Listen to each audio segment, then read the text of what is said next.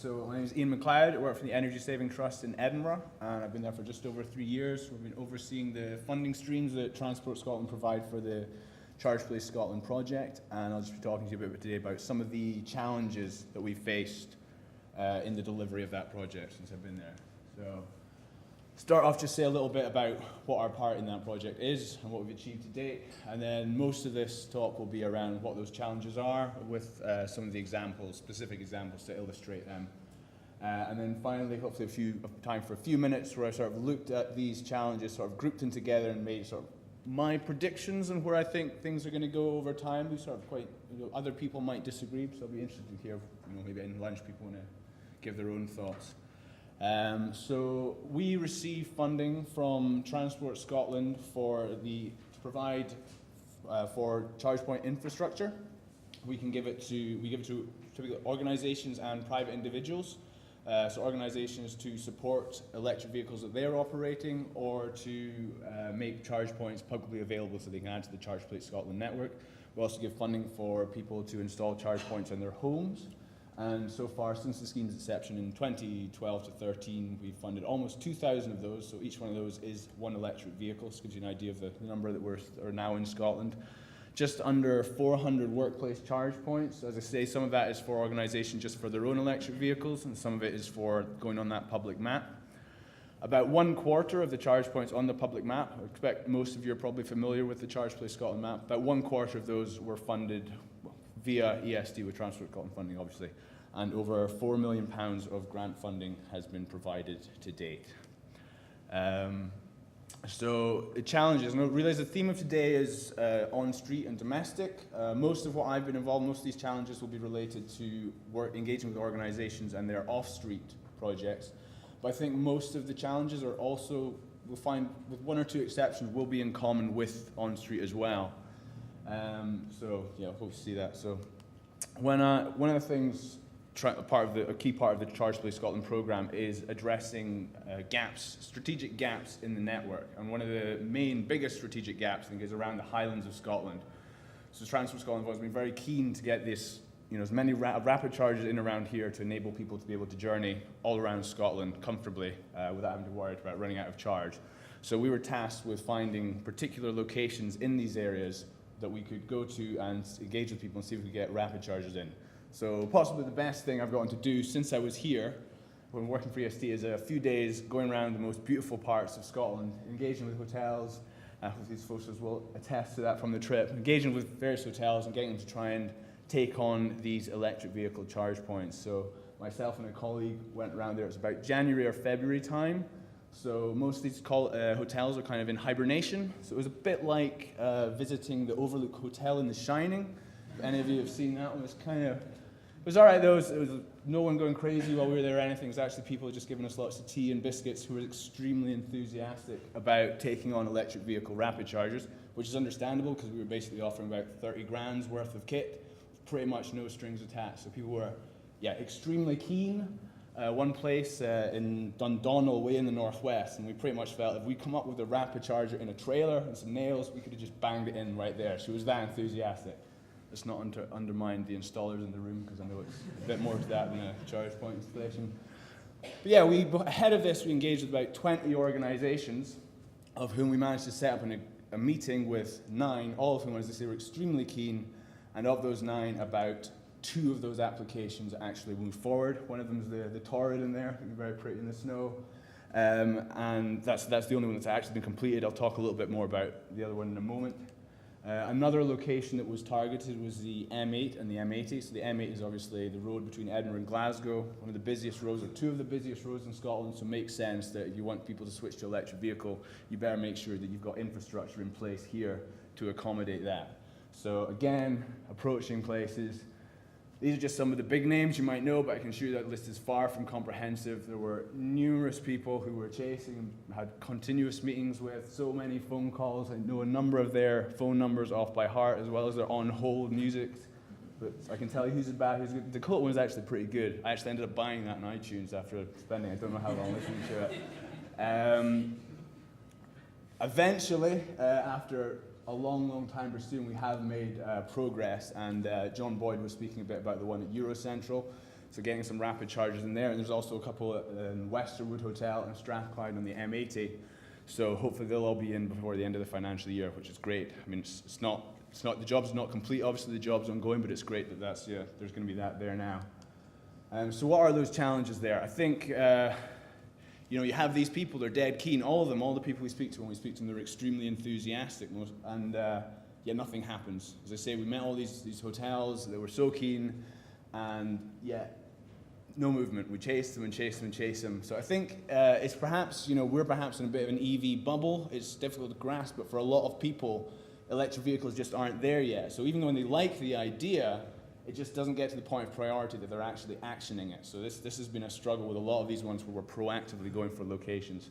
Location availability, the limitations on that. Around the Highlands, I invite you to look at a map on Google, as I spend a lot of time doing, and you'll just see there's just not much there. If you're looking specifically for somewhere that you're going to get people that can go, and you want some facilities there, bathrooms, somewhere they can get a coffee or something like that. Around the Highlands, there's just not much there. The M80 as well, we pretty much went to everywhere that you feasibly could think about putting something in. Some places they have issues with sort of sacrificing bays. You can imagine they come into conflict with conventional vehicles. They're sort of loath to give up that much space to electric vehicles. So sometimes we've had projects that we've had to scale back a little bit to sort of meet in the middle, basically. Grid constraints, DNOs. So when they're in some of these more remote locations, or when you're putting in rapid chargers, invariably you need these supply upgrades. And just one particularly notorious example is the one I was alluding to earlier. So this is Loch Erich Inn near Newtonmore, really good site. Guy was keen to move forward. There wasn't enough power. We need to get a supply upgrade put in. So SSE came in. Need to be quite a long one, a long run into it. And they need to get a wayleave sign, which is basically planning permission for whose land it was going through. So what followed was about 8 months of trying to find out who actually owned that land. They found it out, then they spent a few months trying to get permission. Then they found out actually that person didn't own that land, it was someone else. So about several more months of trying to find out who that person was.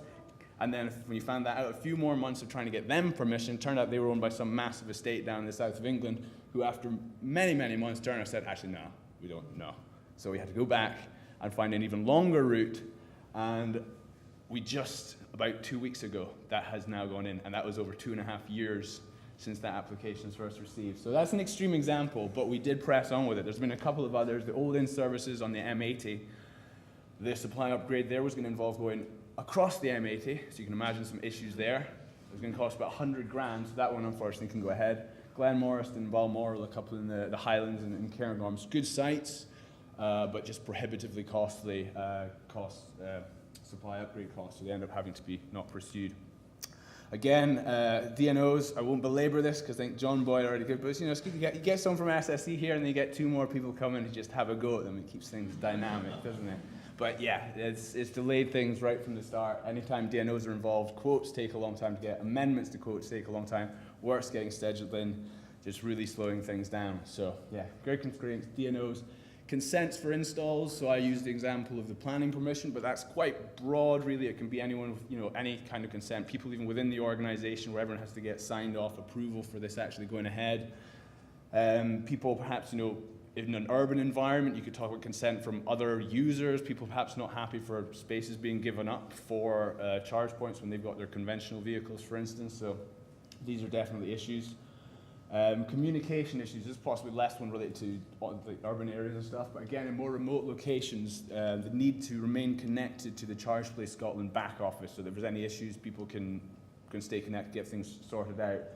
A lot of places, the mobile communications they rely on for this are very poor, so there have been a couple of solutions we've put in place. So I've got there's Ullapool here on the right, where they put in a satellite communication solution, because that was one that was just never online, and the people were just going out of their minds trying to deal with it. That's worked very well so far, but it does have issues in terms of having to pay for subscription costs ongoing to keep that in there. Another one in Mull and Iona, where we're looking at a hardwire solution between the charge point and a router inside the host building. But that has all kinds of technical issues. It means they have to have someone on site with sort of technical expertise who can handle that. So there are these solutions, but they're tricky and they're challenging to put in place, and in the case of satellite solutions, they're also quite costly. Another one in remote areas is the operation of the charge point. So in rapid charges in more far-flung places, I've got here at Orkney, and this is near Shield Shop on the way to Skye. They don't see very much charging. They don't see very much traffic. You can appreciate that now. There's not very much electric vehicles. I actually had to go all the way up to that one just to test it because no one was actually there to have a go to see if it could work or not. And with the rapid chargers, they actually use quite a lot of electricity just when they're sitting there idling, which means even if no one's using it, there's quite a high electricity cost. So it's the sort of the business case for people hosting these, that they can have a charge point and then afford to run it, even if you take out the fact that we're funding the infrastructure, the hardware up front. So that's something sometimes have to struggle to make that case to people. And with older charge points, so we fund the warranty and maintenance costs for the first few years, but once that first few years passes, if there's any kind of issues with the charge point, they fall into disrepair. How that gets paid for is perhaps some of them are just, they don't have the money to make it work that way, so they're not going to continue to pursue it. So yeah, a few more there. It's just, the mobile communications issue and just the general economics of how you make that business case stack up for the people who are putting the chargers in. Just a quick one, just to look at some domestics. So island installs, it's difficult to confer the domestic people who are getting the chargers installed and live in islands. There's often not a provider there who can actually install their charge point for them. So that's been a frustration a lot of time, trying to make sure there's people in the islands, which means that everyone across Scotland can take advantage of this funding. And the obvious one, which is places with no off-street parking. When we get people approach us asking about this, we just advise them, here's someone in the council, talk to them, because if they're okay with it, we'll give you money, but it's not straightforward for the reasons that you'll all be aware. Tenement blocks with shared parking kind of sit in between that, people who the off-street and people who have their own driveways. There are issues, but they're not insurmountable. So for instance, they need to discuss it with their factor, ensure there are no other objections from other tenants in the building, and perhaps issues with metering, how they're going to make sure they're paying for the costs. As I say, there have been a couple of these that have gone ahead. They're not straightforward, but it's not a showstopper, basically. So just that's what all the challenges, the sort of main ones I would say so far. People who just aren't really registering electric vehicles yet, aren't really accepting they're worth taking on at this point. The limited number of places you can put them. People not willing to give up space, sacrifice space for them. Grid constraints, obviously, and particularly in more remote areas, which the DNOS has spoken about. Consents for installs quite broadly. Mobile communications and keeping things connected to the ChargePlace Scotland back office. The business case for them, and then those two with installs in remote areas and not having the off-street parking. So just for the last few minutes, I'm going to talk about I'm going to sort of group those together. I think there are some of them you can link together and talk about what I would predict how much of them will change into the scale of how much they are a problem and an obstacle. And the key variables to this, I would say, are sort of question marks of how accurate this will actually turn out to be. Will be, for me, the technology, so that's the vehicles and the chargers. So how far are the vehicles going to come? Are the batteries going to keep getting bigger and bigger till they can compete in range with conventional vehicles? And the cost going to come down so they compete in cost at the same time? Are the charge points going to get more and more powerful to the point you get 150, 350 plus kilowatt chargers that are able to charge your vehicle, give you vehicle range and a speed comparable to filling up a petrol station? Regulatory frameworks, national, international, how much they will be important in speeding, incentivizing uptake of the vehicles, and vehicle ownership. So how much is it people use it? At the moment, it's sort of one person, one car kind of attitude, but is that going to shift? Is it sort of maybe shared mobility, or people relying more on mass transit, and what the results of that could be? And I've chosen the roadster to symbolize, the new roadster to symbolize sort of the promise and the uncertainty in what that could be.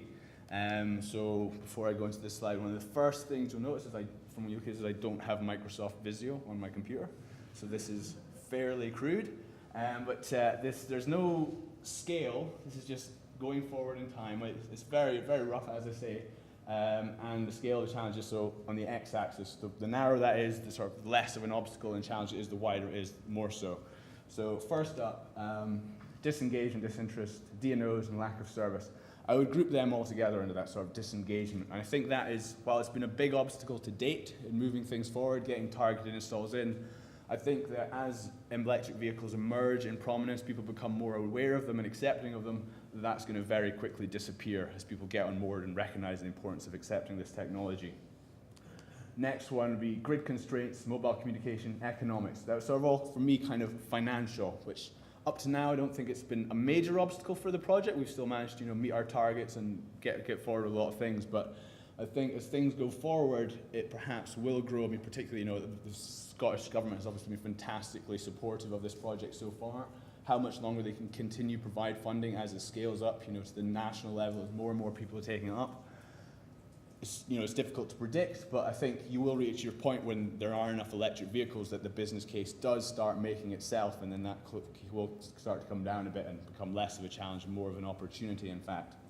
And the last one is for location parking, consents in areas lacking off-street parking. I would tie them together more about sort of land management and available of space. So this has been an issue, as I say, particularly if you're looking at off-street and so forth, things like that. There's just not the space there to put the chargers in. You're coming into conflict increasingly as it goes forward with conventional vehicles. So that will be a challenge. I think when it gets to the point that electric vehicles rise to the point that there are, more of them than conventional vehicles, which I hope we'll get to that soon, and the tide will start to turn and things are pushing back.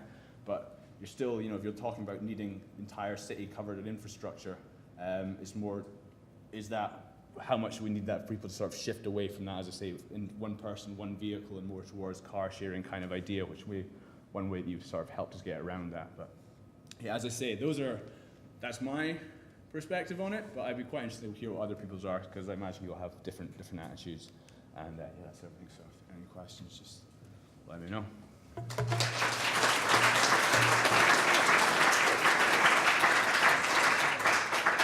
There you have Alistair.